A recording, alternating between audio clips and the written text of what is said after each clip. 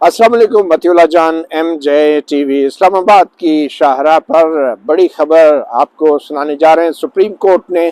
Suo motu notice ले लिया है। पंजाब और खैबर पख्तूनख्वा में इलेक्शंस की तारीख का ऐलान न होने पर, और इलेक्शन की तारीख का ऐलान किसने करना था पंजाब में और खैबर पख्तूनख्वा ने, इसी सवाल का जवाब तलाश करने के लिए चीफ जस्टिस उमर अता बंदयाल ने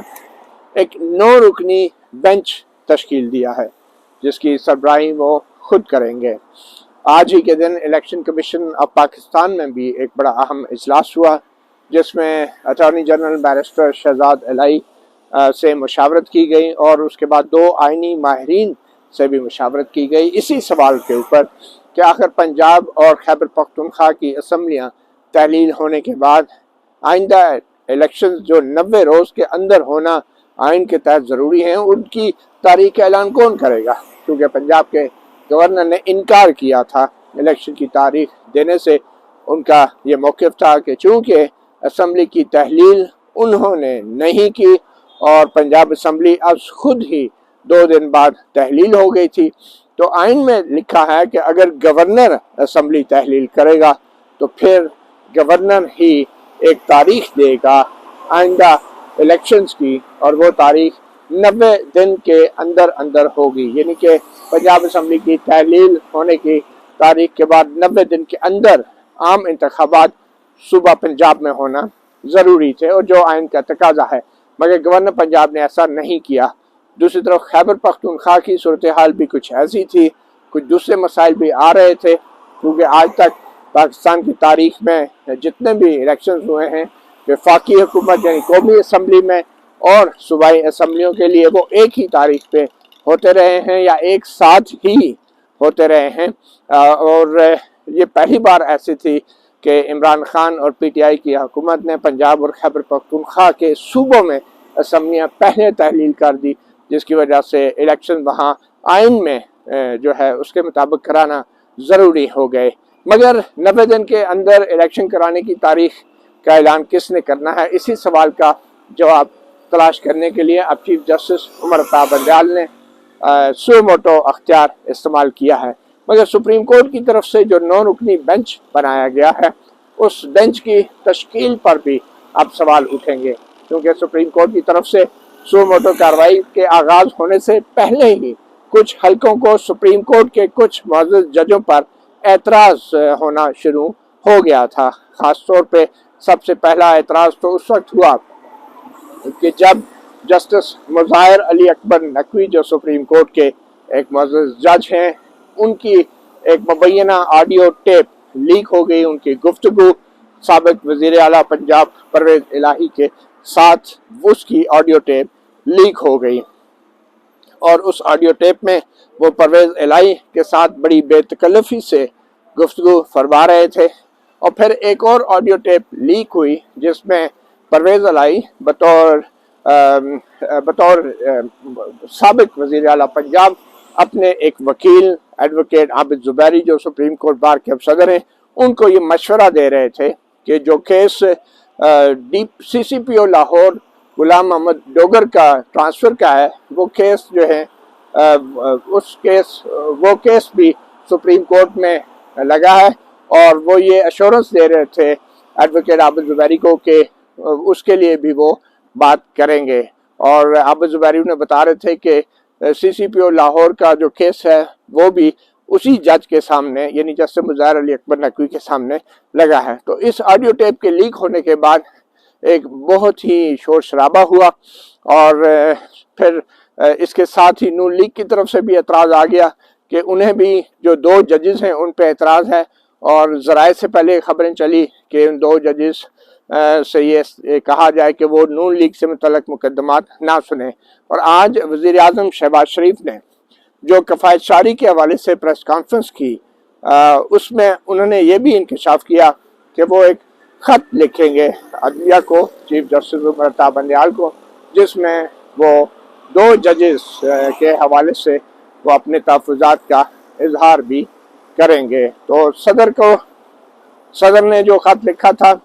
उसका भी जवाब देंगे, मगर वज़ीर आज़म ने कहा कि उनका जो जवाब होगा वो बतौर एक सरबराह पार्टी के यानी बतौर शहबाज शरीफ सदर मुस्लिम लीग नून के वो ख़त लिखेंगे अदलिया को, जिसमें वो 2 जजेस के ऊपर एतराज़ करेंगे। तो अभी वज़ीर-ए-आज़म शहबाज शरीफ के अल्फाज की गूंज ख़त्म भी नहीं हुई थी कि अचानक ही ये खबर आ गई कि सुप्रीम कोर्ट ने 9 रुकनी बेंच तश्कील दे दिया है और सुओ मोटो कार्रवाई का आगाज़ हो गया है। और अब ये 9 रुकनी बेंच जो है फैसला करेगा कि इलेक्शन की तारीख देने का मजाज कौन है। इस बेंच की तश्कील के ऊपर काफ़ी सवाल उठ रहे हैं। सबसे पहला सवाल तो यही है कि 9 जजेस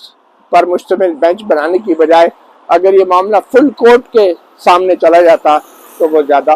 बेहतर था। फुल कोर्ट में तमाम 15 के 15 जजेस जो हैं वो शामिल होते, किसी को किसी जज के होने या ना होने पे एतराज़ ना होता, और जो जिन 2 मौजूद जजों के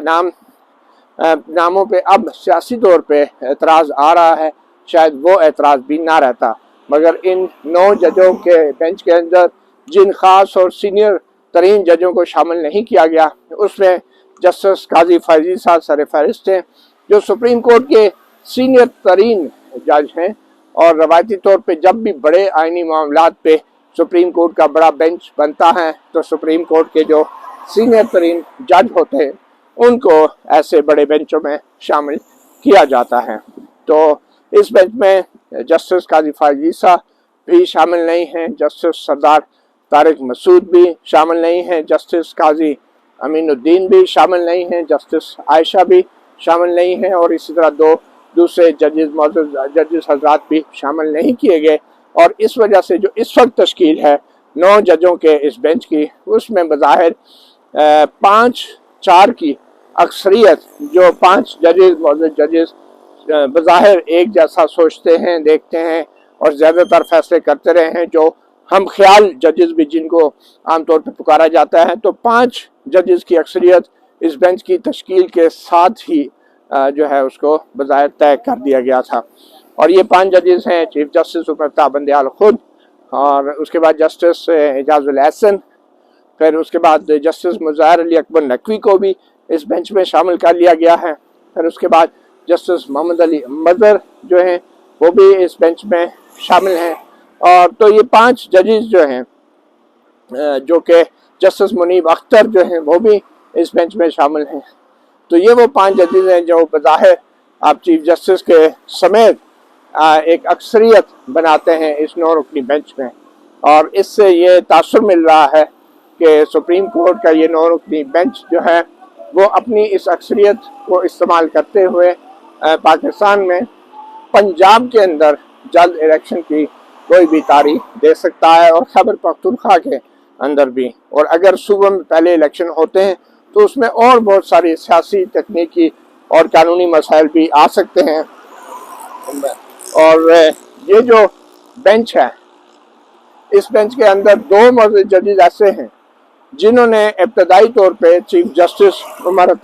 बंदयाल से तहरीरी तौर पे अपने हुक्म में ये इस्तदा की थी कि इलेक्शन 90 रोज़ के अंदर होने चाहिए, मगर वो इलेक्शन नहीं हो रहे और बज़ाहिर आइन की खिलाफ वर्जी है। वो 2 जजेस जिन्होंने चीफ जस्टिस को कहा था, उसमें जस्टिस एजाजुल एहसन,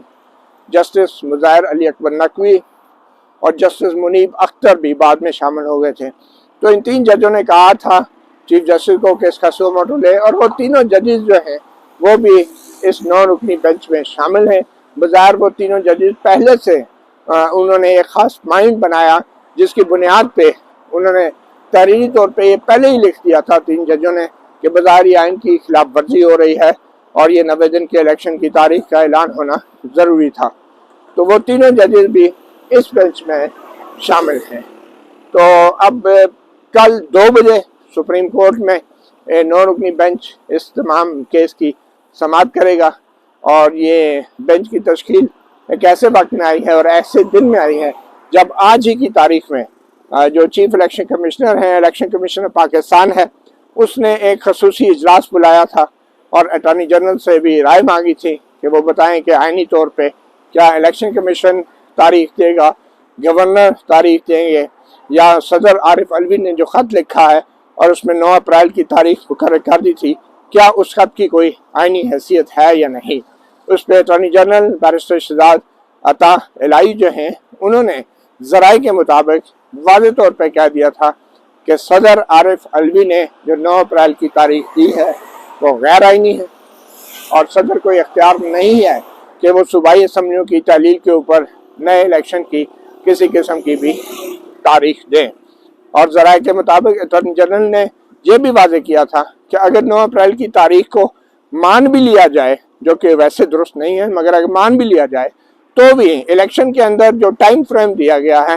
9 اپریل کی تاریخ سے، آئینی طور پہ اس ٹائم فریم کو بھی فالو اب نہیں کیا جا سکتا۔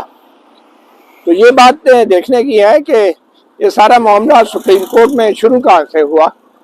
یہ معاملہ اس وقت شروع ہوا جب لاہور کے ایک پولیس افسر جو CCPO غلام محمد ڈوگر ہیں، انہوں نے اپنے تبادلے کے حوالے سے فیڈرل سروسز ٹریبونل کے ایک فیصلے کے خلاف سپریم کورٹ میں اپیل کی۔ اس CCPO غلام محمد ڈوگر کی اس اپیل کے اوپر جسٹس اعجاز الحسن اور جسٹس مظاہر علی اکبر نقوی بیٹھ گئے اور ان کے پوچھا کہ یہ آپ کی ٹرانسفر کس نے کی ہے، کیونکہ آپ کا کیس تو پینڈنگ تھا، اپیل ہمارے سامنے پینڈنگ تھی۔ تو ان کے وکیل نے کہا کہ جناب یہ پنجاب حکومت نے کر دی ہے، اور الیکشن کمیشن نے آرڈر دیا تھا کہ یہ ساری ٹرانسفر پوسٹیں کر دیں کیونکہ اب نگران حکومت آ گئی۔ تو بظاہر بڑی معصومیت سے اور سادگی کے ساتھ الیکشن کمیشن کا معاملہ سامنے آ گیا، مگر جس کیس کے اوپر بنیادی طور پہ سارا تنازع شروع ہوا وہ کیس آج کہیں بھی نہیں۔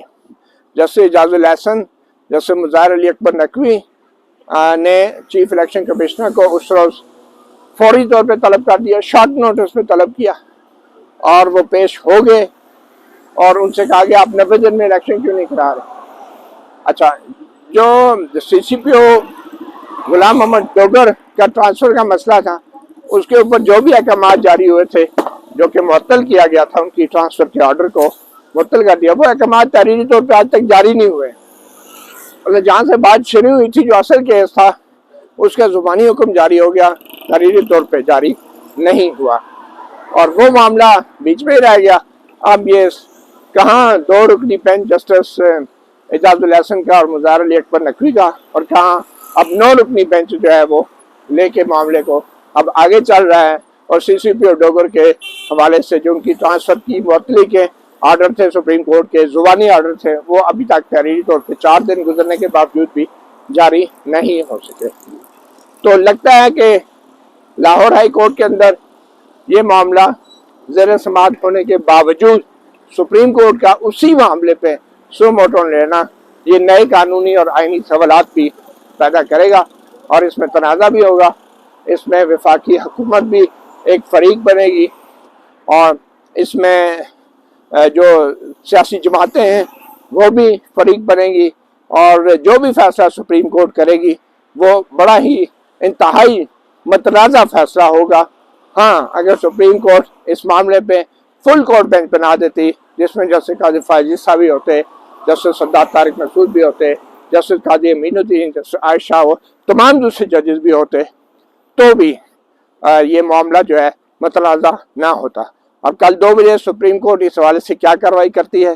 دیکھتے ہیں۔ تب تک مطیع اللہ جان MJ TV سے اتنے اجازت دیجیے۔ اللہ حافظ۔